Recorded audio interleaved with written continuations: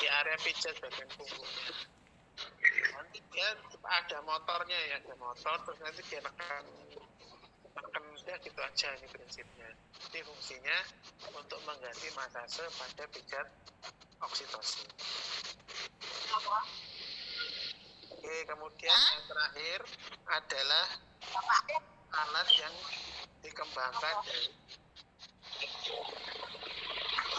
kejadian ibu hamil yang tidak bisa keluar asinya. Itu kan banyak kenceng ya, kata penelitinya sih. Sehingga harus dimasase lah. Dia mengembangkan alat masase yang mana fungsinya ini untuk memberikan penekanan pada area mamainya. Dia ada motornya ya, ada motornya, nanti tinggal ditekan on off-nya, nanti dia akan diri. Nah, kalau yang di sini dia pakai kelereng ya, ini kelereng ada 4 titik.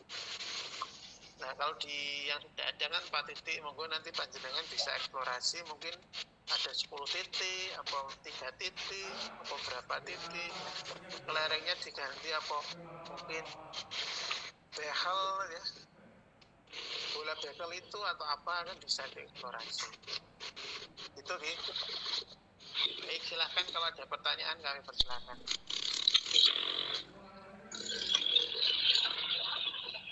Monggo Bapak Ibu silakan.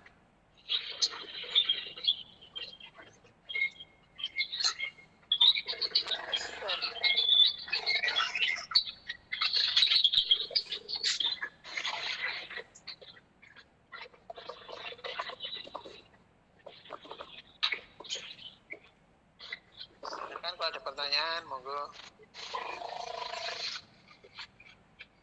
Bu Nurul masih bocor tuh Bu. Di mute ya, ganggu yang lain.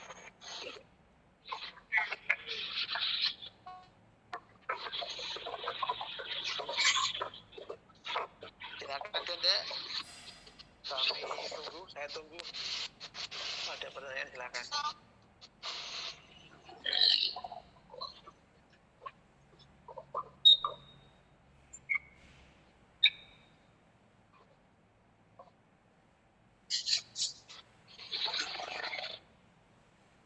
Silakan, saya tunggu 3 menit. Kalau ada penanya, saya tutup nih 20-20 lah. Monggo silakan.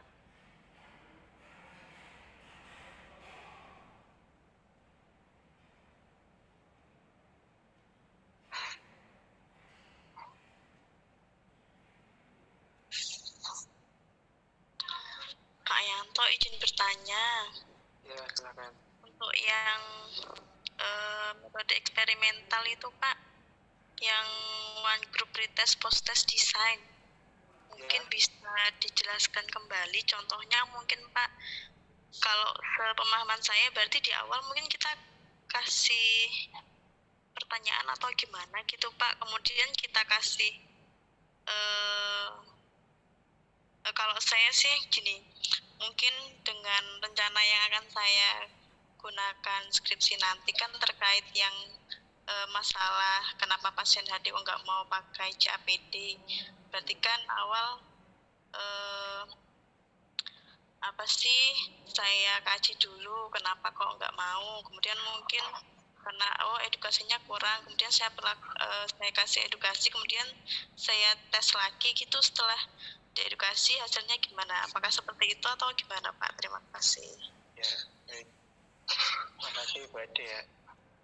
Jadi kalau pre-post test design itu sudah benar yang Bu Ade dipersepsikan ya. Jadi kita ingin membandingkan ya sebelum dan setelah diberikan perlakuan. Kalau terkait dengan tadi yang dicontohkan Bu Ade ingin meningkatkan pengetahuan ya, berarti kan dengan memberikan treatment berupa pemberian edukasi.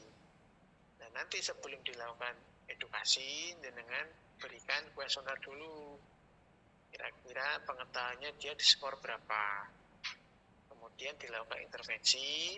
Nah, pemberian intervensi itu bergantung dari artikel yang kita miliki, kan ada yang menyatakan 3 hari, ada yang mungkin sehari, 2 hari, dan seterusnya. Itu kan beda-beda. Yang penting ada dasarnya. Nah, setelah diberikan perlakuan, maka kita ambil data lagi untuk melihat apakah setelah diberikan perlakuan itu pengetahuannya naik apa enggak skornya. Gitu Bu Ade ya. Baik, Pak Suyanto. Masih agak bingung sih sebenarnya, tapi ya sedikit-sedikit agak mulai paham lah, Pak. Terima kasih. Contoh sederhananya gini, misal ada pasien pas operasi kan nyeri ya. Oke, Pak. Biasanya yang diberikan mungkin ya dikir, napas dalam, dan lain-lain. Nah, sebelum diberikan perlakuan kan pasti perawat itu menanyakan kira-kira skornya atau yang dirasakan seperti apa Pak nyerinya gitu. Terus diberikan Pak napas dalam Pak, dengan istighfar dan lain-lain. Setelah diberikan itu kan ditanyakan lagi gimana Pak setelah zikir, setelah istighfar, napas dalam, nyerinya berkurang dan gitu. Jadi mekanisme itu sama. Mekanisme itu sama dengan mekanisme pre-post test design. Jadi ada pre-nya dulu, kemudian diberikan perlakuan, terus diambil lagi setelah perlakuan datanya.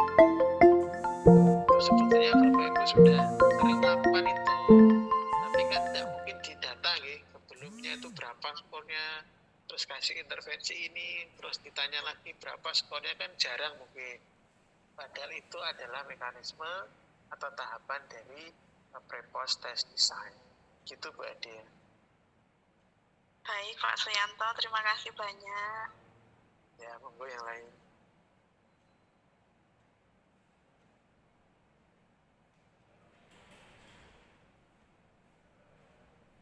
Silakan.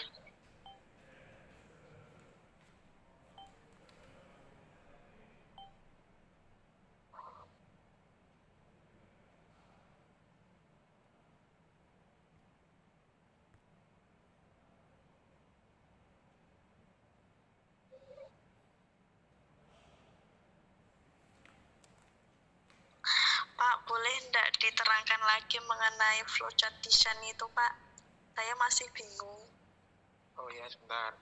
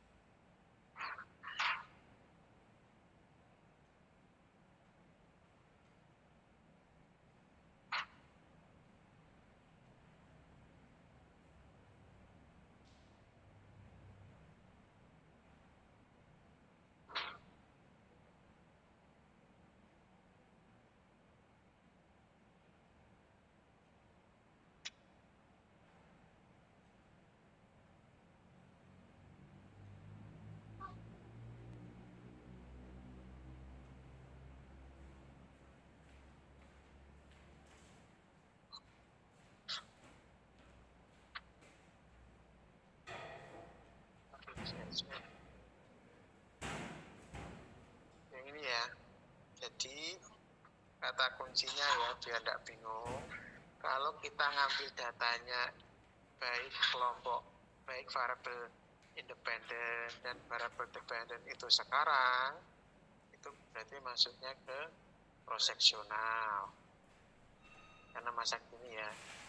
Nah, kalau kita ingin melihat ya dampak atau kejadian, kemudian ditelusuri faktor yang mempengaruhinya, berarti masuknya ke yang retrospektif. Kalau cuma satu aja nih, satu kelompok saja yang ditelusuri faktornya.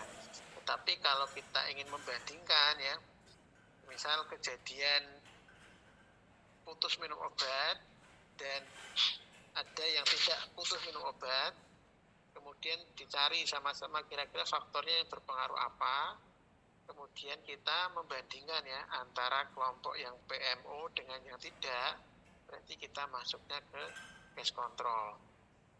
Sampai sini ada pertanyaan dulu Bu Adi? Insya Allah mulai paham Pak. Oke. Kemudian yang ketiga, jika kita ingin melihat apakah faktor ini nanti berdampak ke kejadian atau tidak ke masa datang, berarti masuknya ke yang prospektif. Jadi kata acuannya dari sekarang ke depan, itu yang prospektif atau longitudinal research. Baik Pak, terima kasih banyak. Ya. Ada Oke, contohnya nggak ya Pak? Contohnya gini, tadi semisal kita prospektif ya, prospektif itu kita melihat apakah motivasi belajar berpengaruh terhadap nilai mata kuliah. Nah, motivasi belajar kan nanti bisa dilihat tuh bisa dari keaktifan di kelas, kemudian bagaimana apakah sering terlambat atau tidak saat kuliah. Nah itu kan bagian dari motivasi gitu. Nanti kita kan amati tuh, kalau motivasi tinggi apakah nanti endingnya nilai juga bagus apa enggak. Itu berarti masuknya ke prospektif.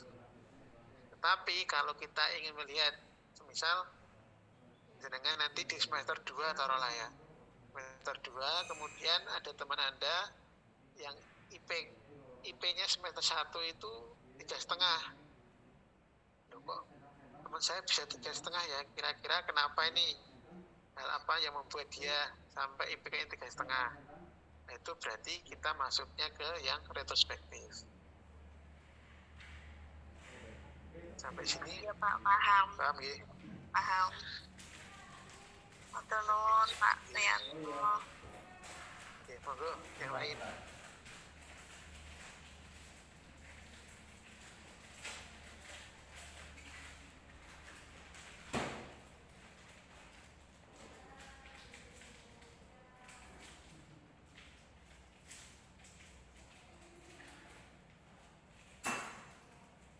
Silakan ada pertanyaan lagi, monggo.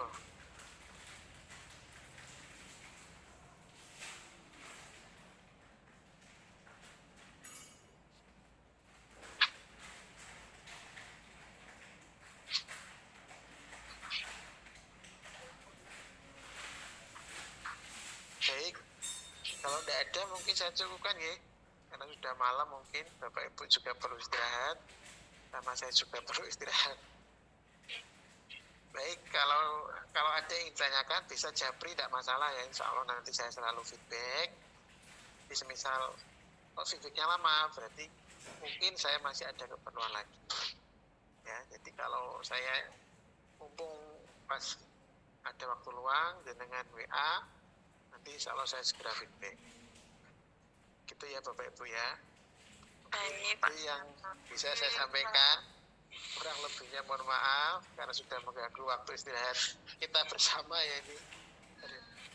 Baik, saya tutup dengan doa kafaratul majelis. Subhanallah wa bihamdihi asyhadu an la ilaha illa anta astaghfiruka wa atubu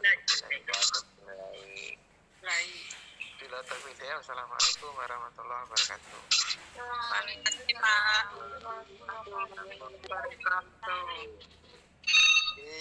Izin lift nggih. Pak. Terima kasih Pak. Pak. Recording stopped.